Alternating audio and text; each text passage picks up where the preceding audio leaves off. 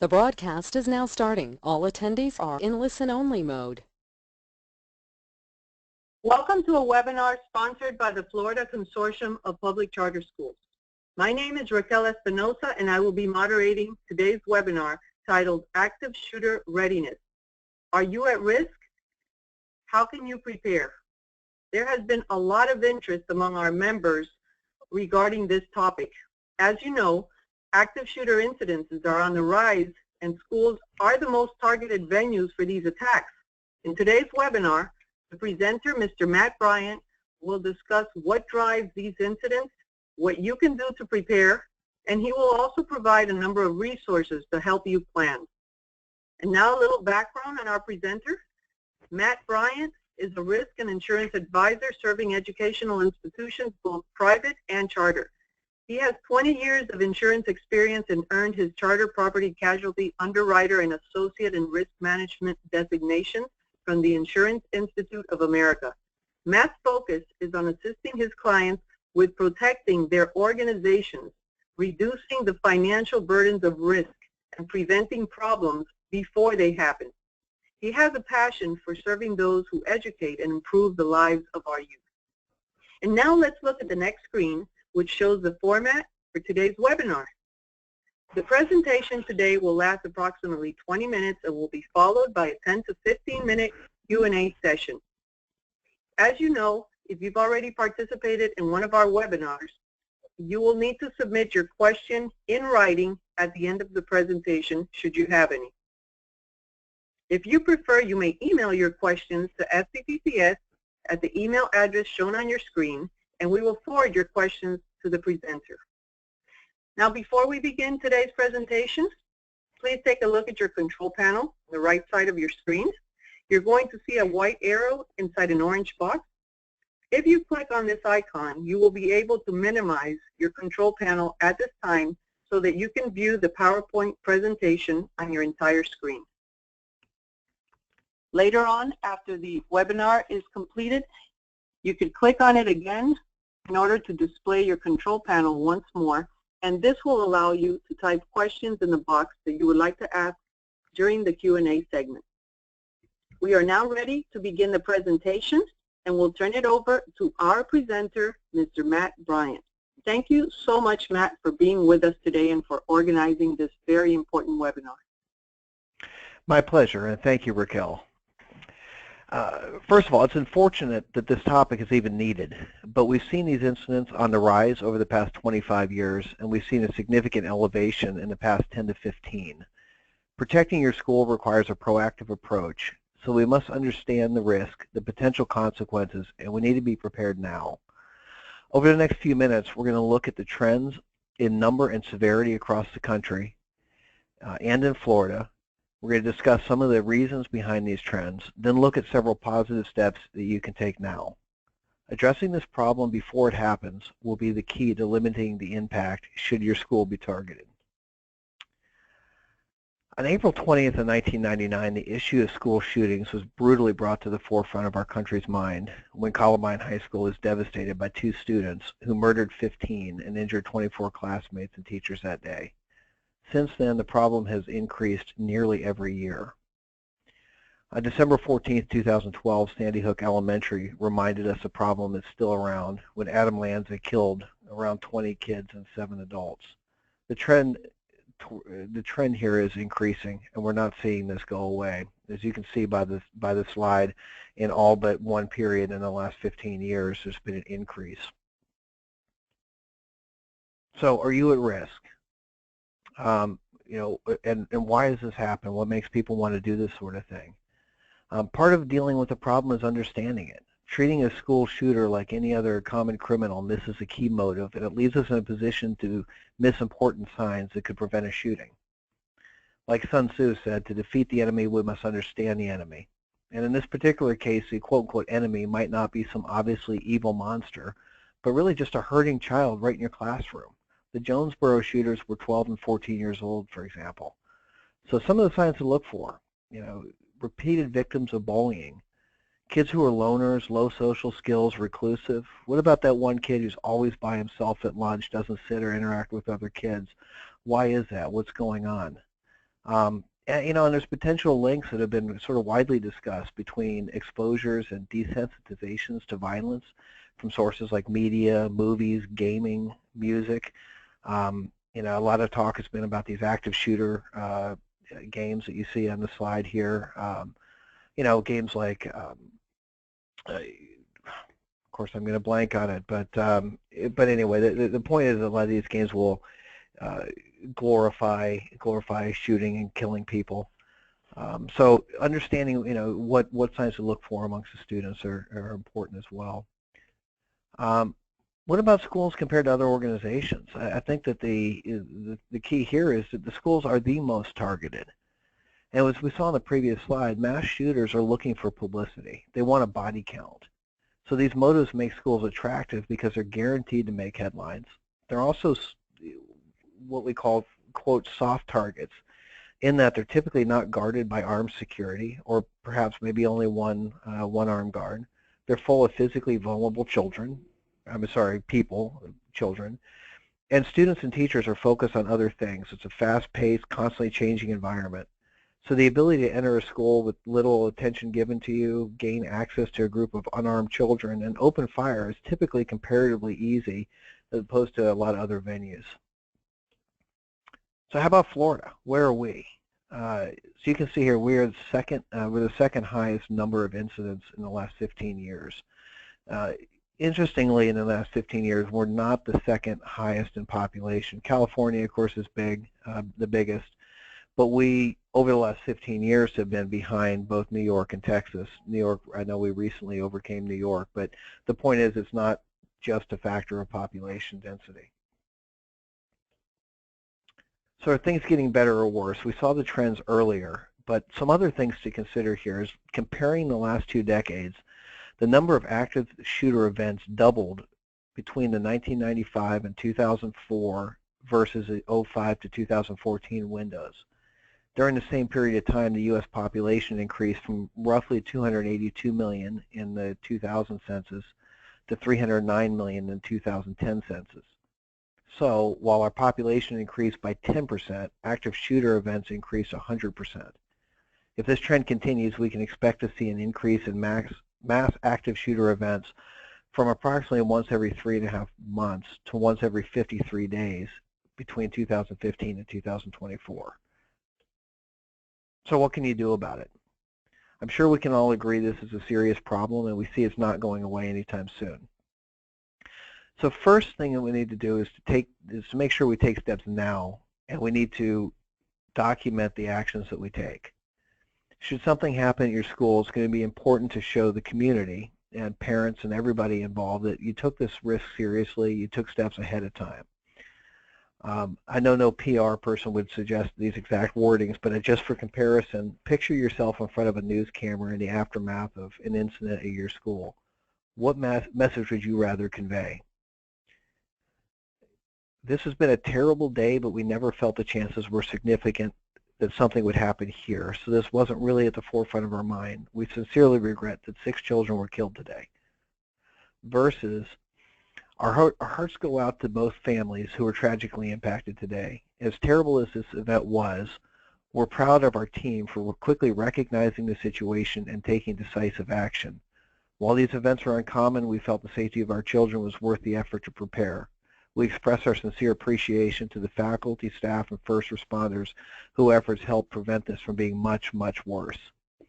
The messaging, here is a result of being able to be prepared and documented, can really make a difference. So one of the first things that should be done would be a safety and security audit. This audit should be performed by a team of qualified individuals.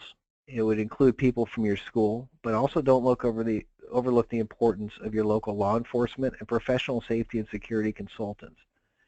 Engage teachers, administrators, and other staff in the process. Even if their specific ideas don't end up on the official documented plan, the need to engage all stakeholders can't be overstated. Getting folks thinking and involved will help. Also, physically walk through your school. Think of what-if scenarios. Walk in the front door or across the play field and imagine you're a shooter. Where could you go? Would it be easy or difficult to access children? Now walk down the halls and look around. Could the children and teachers secure themselves? Should a teacher walk the same path? Recently, I was on a high school campus in South Florida. I parked on this was probably about 2 weeks ago, I parked in a visitor parking lot. I walked through the school, was on campus for 5 to 10 minutes looking for the classroom that where I was supposed to attend my meeting. I passed quite a few students, several teachers. Nobody asked me why I was there, if they could help me find the room that I was going to. I walked all around. As a matter of fact, I walked past a portable classroom with, those windows that are 6 feet off the ground that are 14 inches, wide, ones that essentially you can't jump out easily is the point. One door. That sort of situation, I could have gotten to that absolutely free of being interfered with. So that is a vulnerability. So it's important to ask the hard and uncomfortable questions. And if you don't know or you don't like the answers, then get help. Because remember, you're going to be on your own for what's going to feel like hours, and you can't count on police to arrive right away. It could take 10 or 15 minutes. On average, the national response time is 5 to 6 minutes. And compare that to some of the incidents that have happened in the last few years. Chardon High School, three were deceased in less than a minute. Sandy Hook took less than 5. Virginia Tech, it was 11 minutes long. So the point is that a lot of times these incidents are over before the police even arrive. Emergency action plans. I would suspect that the majority of you have an emergency action plan of some sort documented for your school. And Florida law requires both school districts and schools to have an emergency operations plan. However, the content of these plans can differ widely depending on jurisdiction. And it's important to make sure that your plan includes a full accounting of active shooter scenarios. And think through the whole process. What's the method for reporting emergencies? What's the evacuation plan? Put it all down in writing. Not only is it helpful, but it's also helpful in demonstrating after the fact that this was in fact a priority. Conduct training and drills. Everybody does fire drills. 40 years ago, some or many will remember the nuclear bomb drills that were done. There's a lot of different kind of drills that get done. But an active shooter drill is also an important drill. Whether you do it with kids or not, I would say that's probably a pretty careful decision to make, and I would imagine many would not want to do it with kids, just out of the desire not to create fear. But with teacher work days, a week or two before school that the teachers show up. Also, training needs to include just recognizing the sound of a gunshot. I mean, how does the sound of a gunshot differ from, a thick math book hitting the floor, hitting a tile floor, or a car backfiring out in the parking lot? Understanding that, if you know the sound, you can respond. If you think it's a book, you might not respond. And then reacting quickly, understanding where to go for evacuations, how to hide out. Calling 911 is important. I'd say it's important, who is going to call 911? And is it one person, 4 people? What if the one person who is designated to call 911 is injured or is separated from their phone? That's an important consideration. It's far better to get 10 calls to 911 than none. And the other side is reacting when law enforcement arrives. Active shooters don't have uniforms that say active shooter on them, so the law enforcement is going to need to know who the threat is when they get to your school, and how to respond, how to protect the folks that need protecting and address the shooter. Now, resources that can be used. There's a number, and I've listed several here. There are more, but one is an organization called the Alice Training Institute, and they provide a variety of trainings in this area. One is in-person training that goes beyond simple lockdown approaches. They can lead your organization through the process of developing a specific plan for your individual campus, to also training and conducting drills. They have a self-assessment tool online that you can use to kind of gauge where you are on the spectrum compared to your peers. The other one is an organization called Regroup. If I'm not mistaken, they're actually a consortium member, but they provide advanced communication tools to automate communication with stakeholders during an emergency. So it can notify first responders and area hospitals just at the push of a button. If there's a number of casualties, having the hospitals ready for the arrival, it could be the difference between life and death. So during an emergency, it could be a good way to ensure that right calls are made when there's more going on than you can easily follow. And then the other area is risk and insurance and risk management products.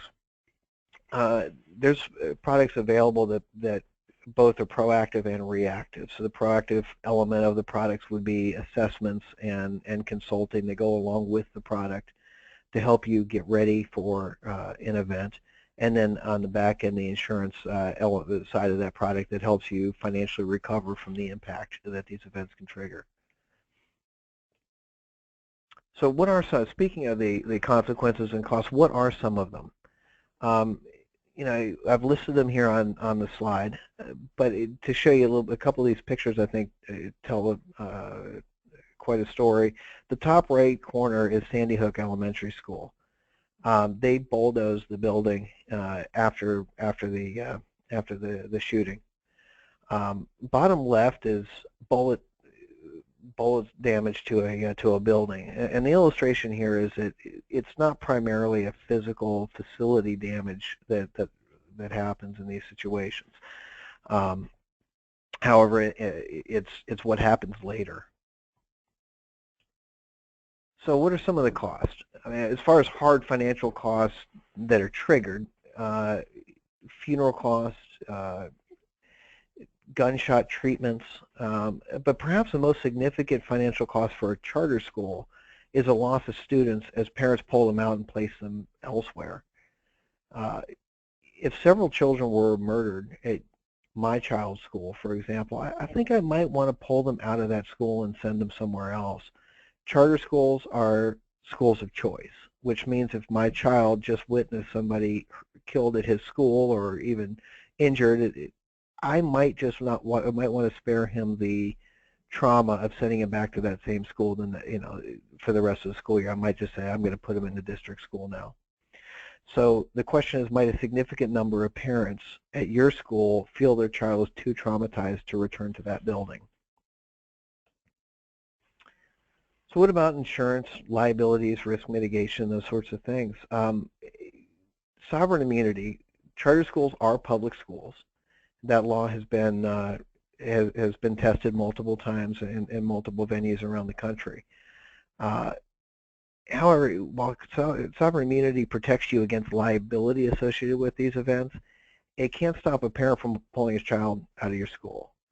So the standard insurance policy, your property insurance policy will have something called business income coverage.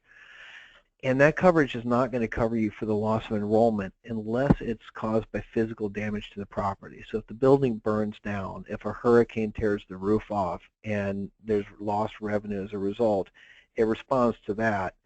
But bullet holes in walls are easily repaired. It's everything else, and that the policy is not structured to protect against that.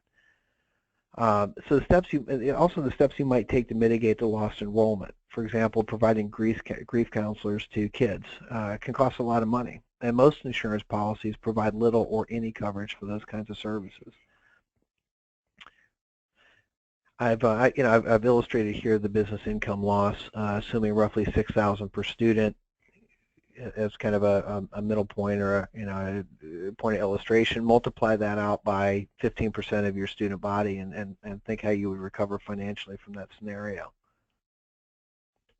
Also, what about things like teacher turnover costs? I put in the earlier slide some of the hard costs that were estimated, but teachers may decide that they don't want to teach at that school anymore, and there's always always a lot of demand for quality teachers. So the likelihood of them being able to go somewhere else certainly seems pretty good. And lastly, what about reduced student performance? What if this thing happens 3 weeks before FCAT testing? Or do you think that might have an impact on the children's ability to perform at their best for the test? And if they aren't performing at their best, what about what happens if the school goes from a A school or a B school to a C school or a D school? Might that also further impact and impair enrollment? So that's really the highlights, and I appreciate your time and attention. I hope this has been useful, and I look forward to answering some of your questions. Thank you so much, Matt, for your excellent presentation. At this time, I will be asking you some of the questions that have been submitted by our attendees. One of the first questions has to do with the possibility of getting this PowerPoint to view. Is that a possibility, Matt? Absolutely, it'd be my pleasure. I did just provide your contact information, or if you want to send me a list of just give me the information. I'll get it to you. Yes. Okay, and the attendee also can reach out to FCPCS at info@floridacharterschools.org, and we'd be happy to provide that as well. We have an interesting question. What's your thought on staff carrying concealed weapons with the right training? You know, it's that's a dangerous question in the sense that it can become, there's a whole lot of political feelings to it. Practically speaking, balancing the training is incredibly important. To speak personally, I have a concealed weapon permit, and I don't carry at this point because I don't feel like I'm trained well enough. And I would hate to be in a situation and pull out my gun and not actually be able to use it, or to be able to adequately defend those around me, and perhaps I could do more damage. Now, that being said, I think most would agree that having police on site, does provide somebody to shoot back. So I think the question really hinges on the training of the people who are involved. I mean, if you have people who really know what they're doing and you really trust them, I guess I would want my child to be in a place where somebody is defending them. And the police, again, are not going to respond before a number of people are killed. So certainly having somebody to shoot back has the potential to do a lot of good. Okay, we do have another request for a copy of the PowerPoint presentation, and I would like to ask the person requesting it to please send an email to either Matt at the email address shown on your screen, or to FCPCS at info@floridacharterschools.org with your request. Matt, we have some more questions here. How can I get an assessment to see if my school is prepared? There's a number of different ways that you can do that. One, if you go to the Alice Training Institute, I could send a link over to you. There's a self-assessment where it just takes you through a list of questions, and then it sort of gives you a score, it gives you some feedback on how well you're prepared. But that is generic in the sense that anybody from any school district, charter school, private school, anywhere in the United States, or even for that matter worldwide, can, is taking the same types of tests. As far as assessment on site, there's a number of resources. One, the Alice Institute does that for free. I'm sorry, for free. No, they do that for a fee, and that would be something that you could contract with directly with them. We also, my agency has resources. It's something that we provide to our clients as part of the service offering, is to incorporate this into the risk management plan.